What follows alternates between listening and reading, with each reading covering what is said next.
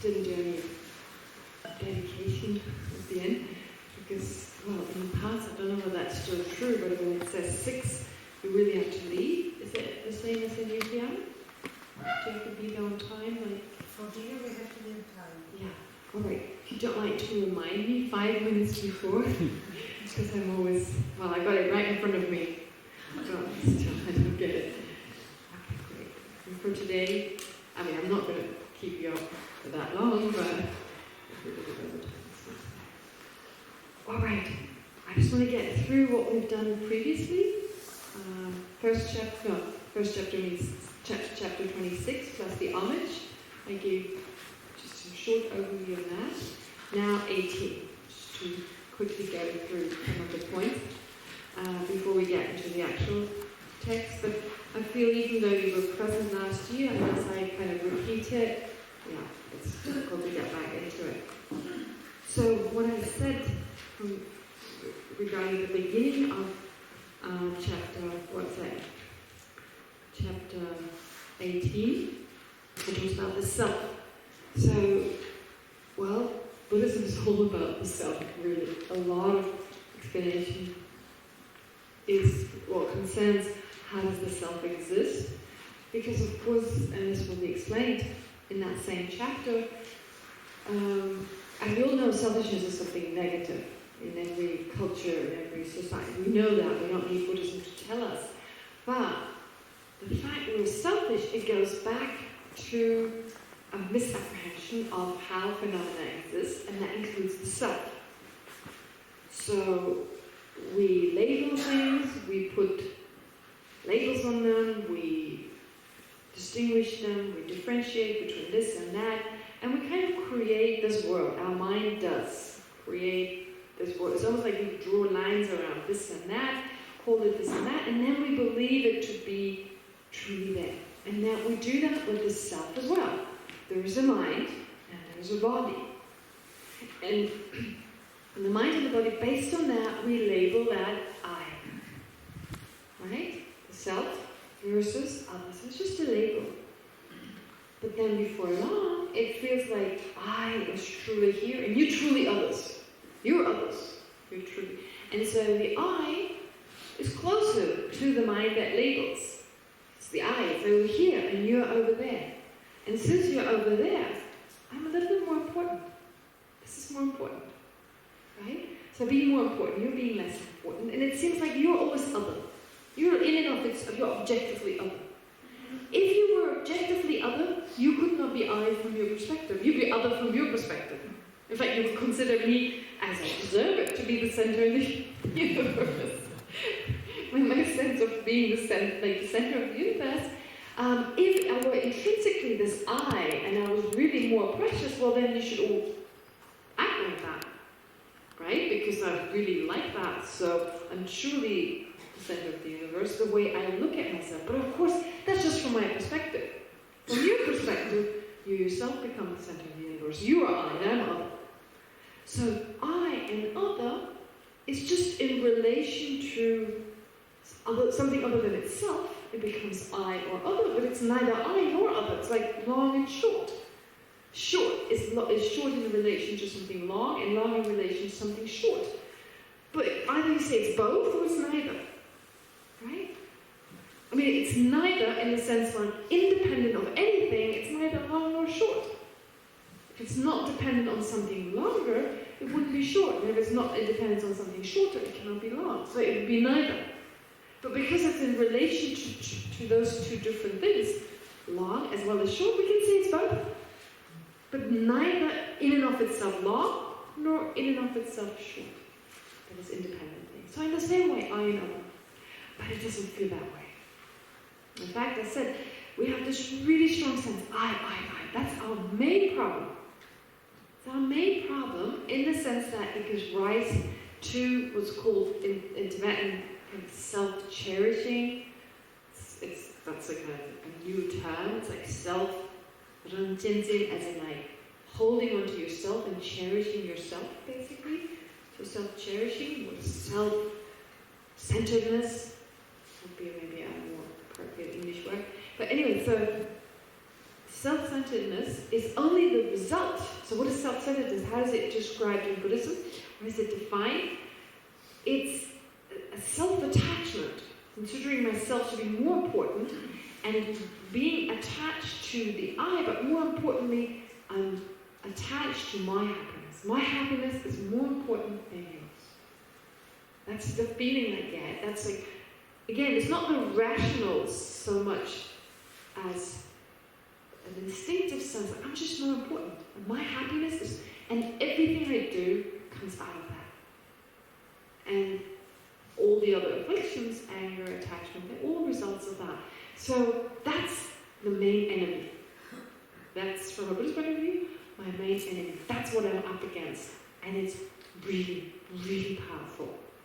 That mind, you can't just wish it away. I've tried it. It doesn't work. Right? It's just ever present.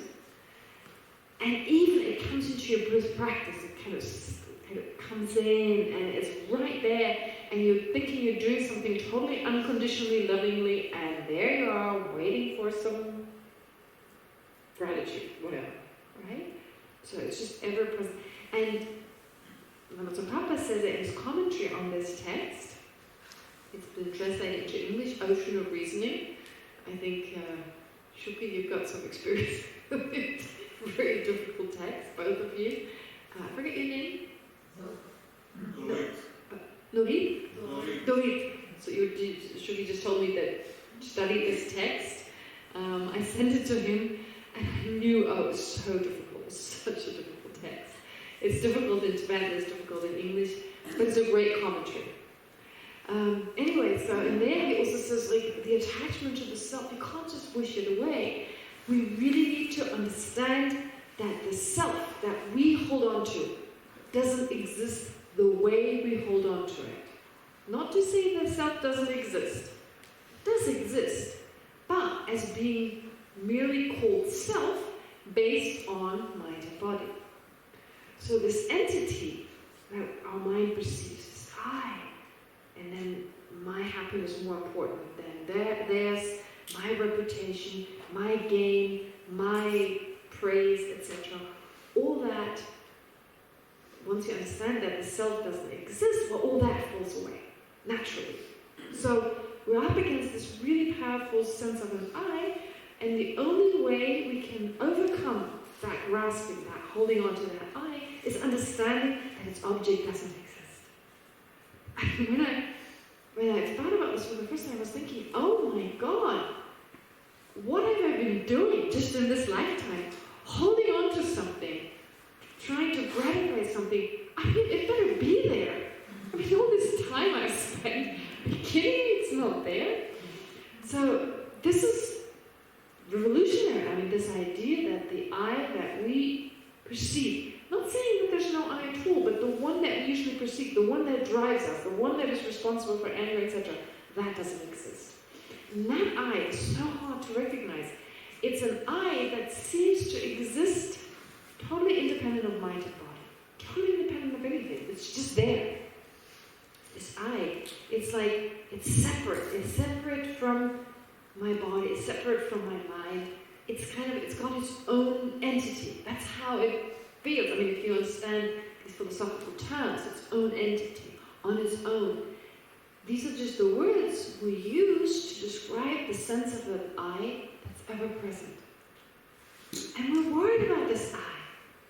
We're very worried. A lot of our worry is about I and that which is mine. I and mine, right? So it's like my people, my family, my body, of course, my mind, yes, all that. And then it kind of radiates out to like mine, whatever else is mine, my clothes, my house, my car, my food, right? My career, my job, etc. And then my friends, my community, my country, and so forth. So all our worries come down to worry about this I. And we worry. Fear and anxiety, especially in this 21st century, we experience a lot of fear and anxiety.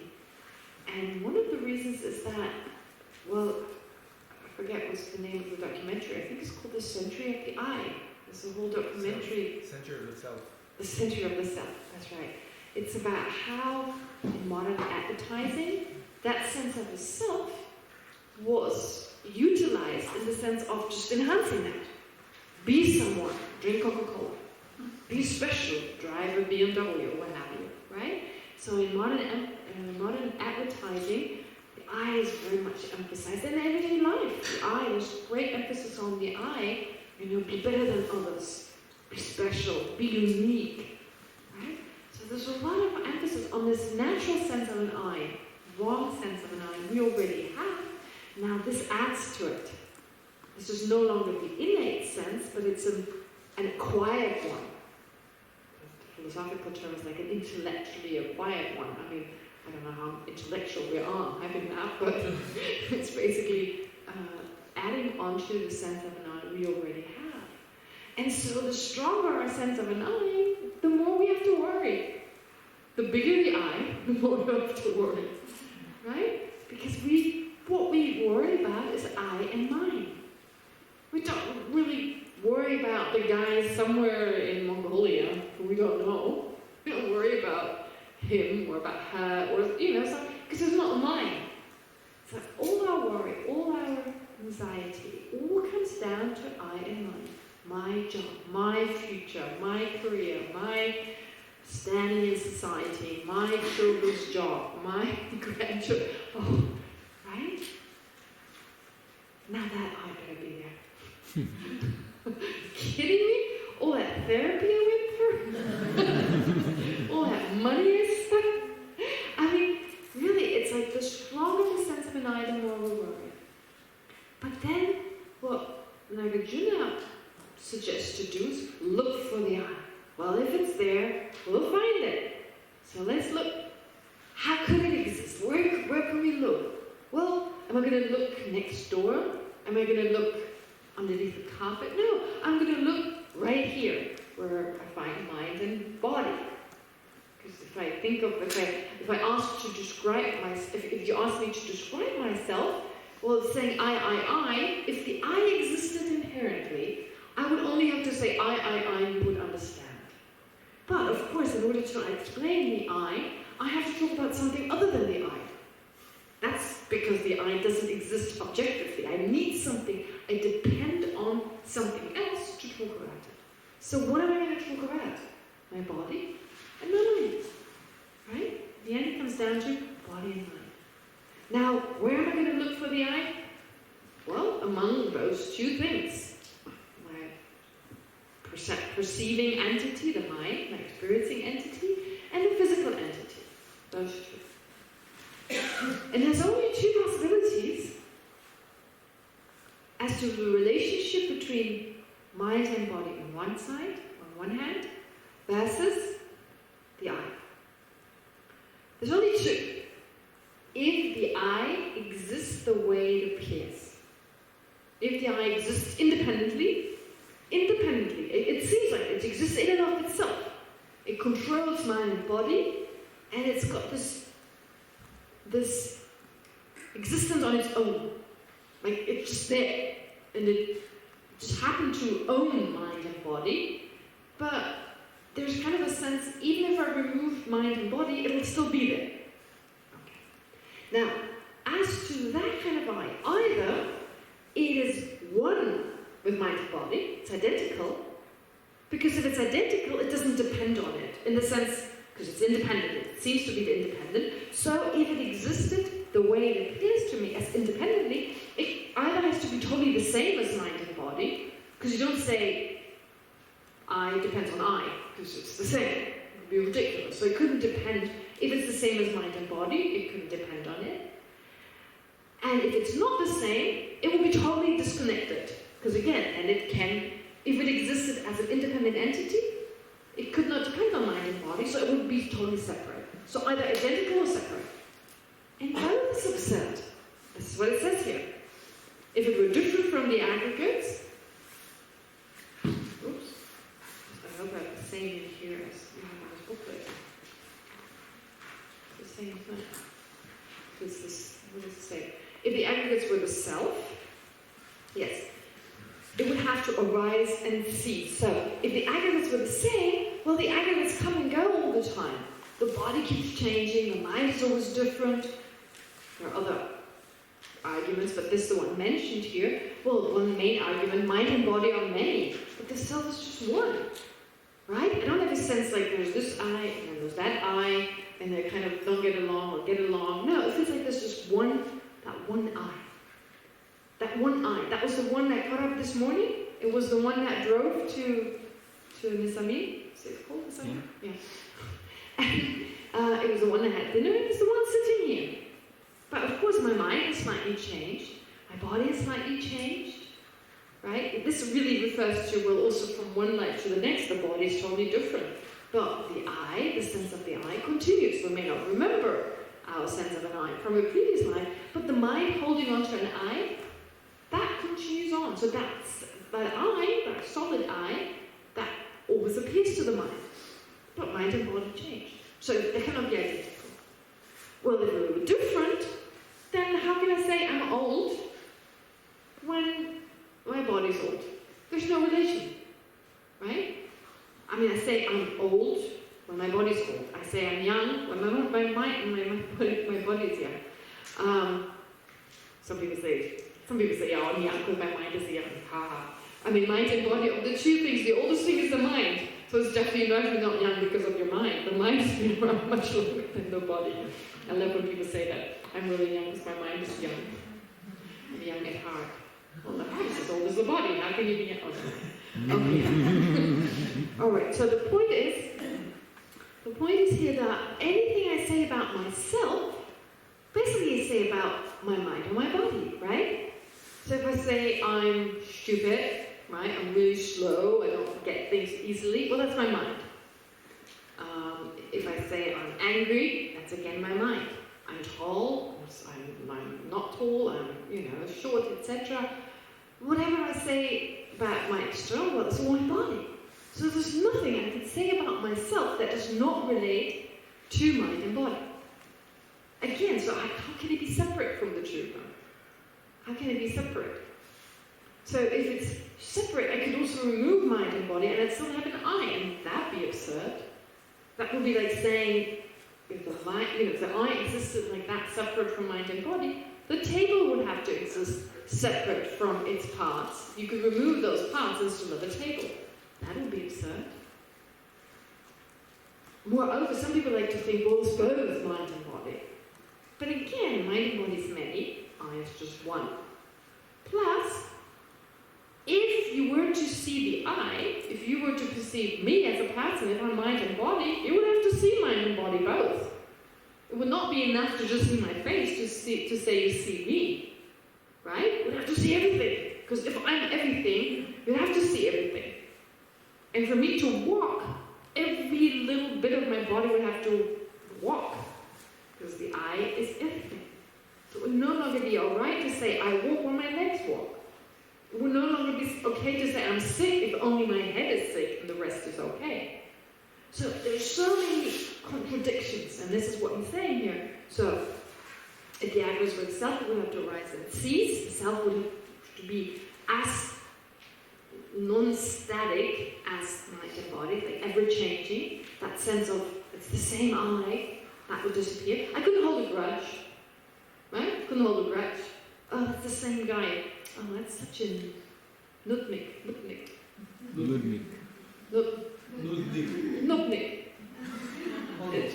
Never mind.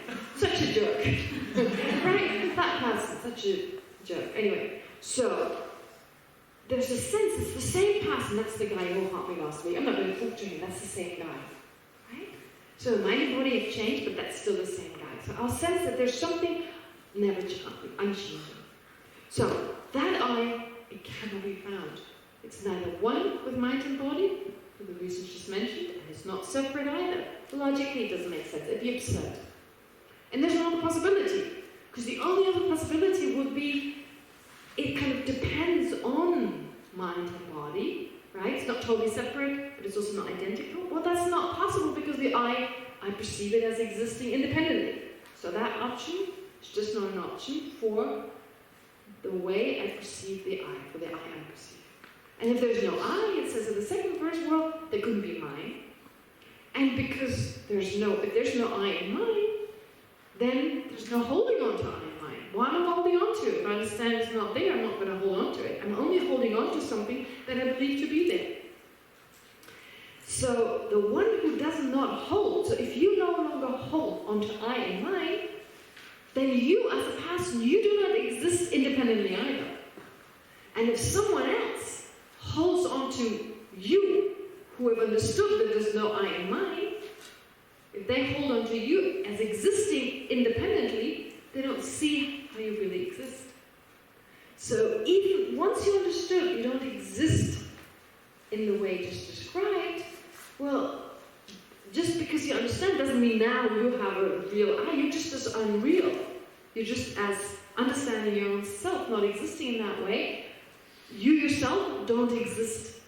It's not like you become more real just because now you understood you don't exist in that way. And if someone else sees you in that way, well, they're just wrong. That's what it says in verse 3. They don't see you for who you really are. And when the thought of self and mind are gone, when that exaggerated, I mean just a conventional I and mind is being merely called that on the basis of mind and body, okay. But when that exaggerated sense of I and mind is gone, well, you're no longer holding on to the kind of existence we're holding on to right now. And then birth, this uncontrolled birth and samsara, they will go. Because as I talked about in the last chapter, at the time of death, what happens is we actually are responsible for continuing to exist in this unsatisfactory existence. Why? Because just before we die, we have a sense, of course, at the time of death, even if it's a very sudden death, that we a short moment, that sense of like of the I disappearing, of I and body and mind separating. And so there's a moment where the I, it feels like we're disappearing. And there's panic. No, I don't want to. I want to exist. And so we hold on to it. We actually hold on to it to such a degree that we continue to exist in the same way we exist right now, because we hold on to it. We are like prisoners with the doors wide open, turned the other way around, and moving away from the door, basically. The door is wide open, but our mind keeps holding on to its existence. And so the moment you understand that the self doesn't exist in the way it appears to us, then that grasping will disappear.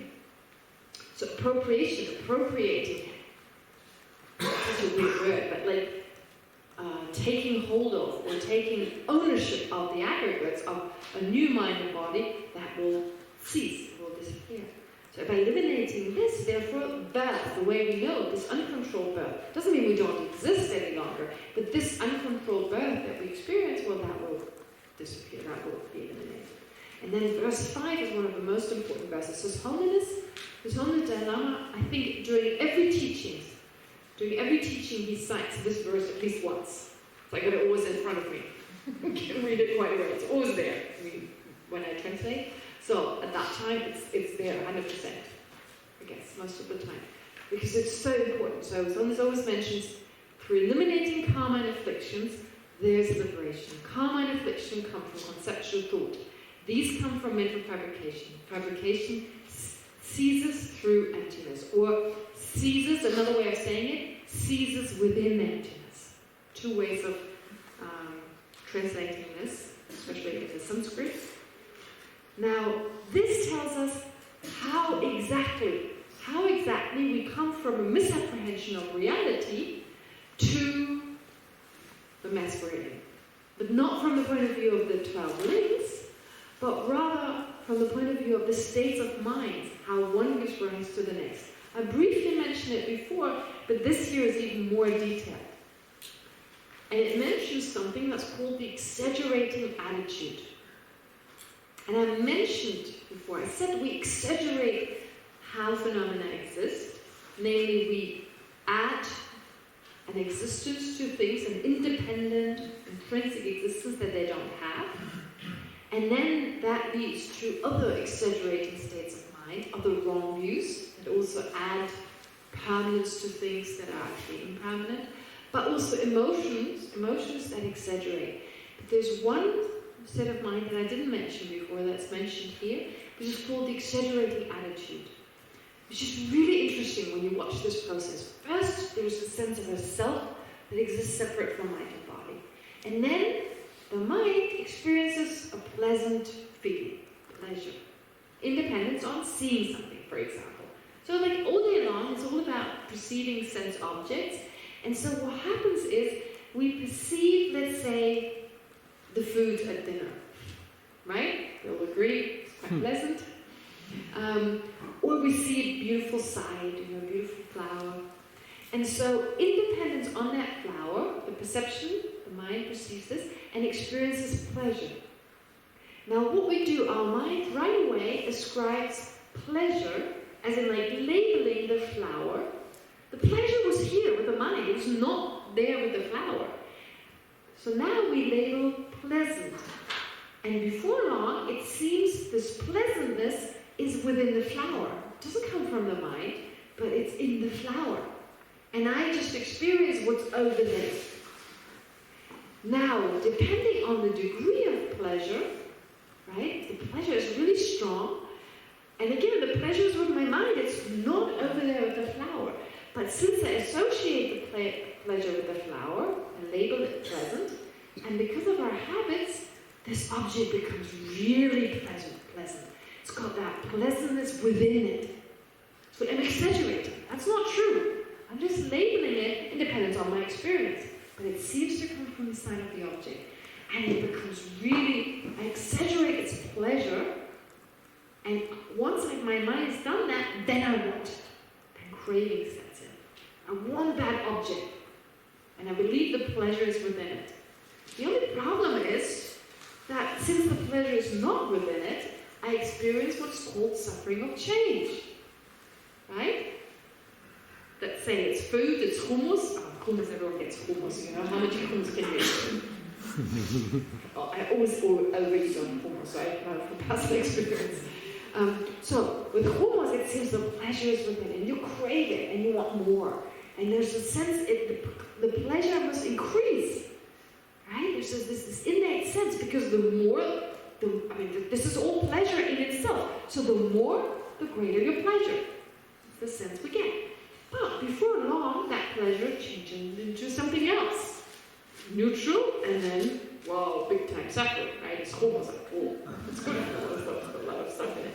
So, therefore, if it was really intrinsically happiness, then the happiness should increase. Because I'm stuffing my mouth with happiness. Right? That doesn't happen. That's why we talk about this object being a suffering of change. Not because there's anything wrong with the object. No, it's just good old hummus. No, the problem is my perception of it. Though I labeled it to be happiness, it seems the happiness comes from the object, and since I want more happiness, I want more hummus. Right? And we do that with everything. We exaggerate it. We overdo it.